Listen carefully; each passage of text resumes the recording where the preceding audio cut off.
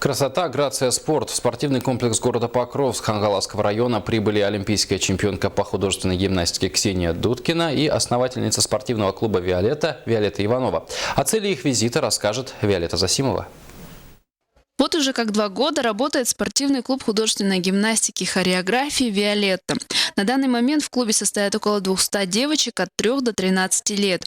Их обучают 10 тренеров и хореографов. Среди них олимпийская чемпионка 2012 года по художественной гимнастике в групповом многоборье, призер летней универсиады в городе Казань и просто близкая подруга руководителя клуба Виолетты Ивановой Ксения Дудкина. Поначалу приезжала сюда на сборы, проводила мастер-классы для детишек, для ее, а затем начала намного чаще приезжать. Потом у нас было шоу, я приезжала тоже как почетный гость. А затем уже Виолетта меня пригласила работать вместе, но я сама согласилась, предложила какие-то другие сборы, какие-то соревнования, постановки упражнений. И так осталось работать, мне здесь нравится, и я хочу помогать Виолетте и детям для развития художественной гимнастики в Якутске.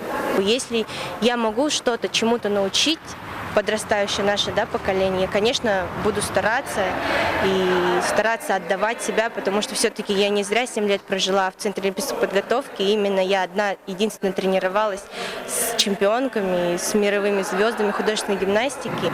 Я считаю, что это мой большой долг, потому что республика в меня вкладывалась. В минувшие выходные в Якутске состоялось открытое первенство по художественной гимнастике, где маленькие воспитанницы спортивного клуба «Виолетта» произвели настоящий фурор. Среди них 5 юных покровчанок, 4 из которых заняли призовые места. Именно их прибыли чествовать в спорткомплекс города Покровска Виолетта Иванова и Ксения Дудкина. Сейчас у нас намечаются республиканские соревнования буквально через 2 недели. И тоже сейчас будем тренироваться. Еще дополнительно еще несколько детей тоже будем готовить. Интерес к такому изящному и зрелищному спорту, как художественная гимнастика, из года в год усиливается. Отмечается высокий конкурс на места в спортивных клубах. Все больше проводится мероприятий и соревнований. И все чаще юные гимнастки стали выезжать на региональные сборы.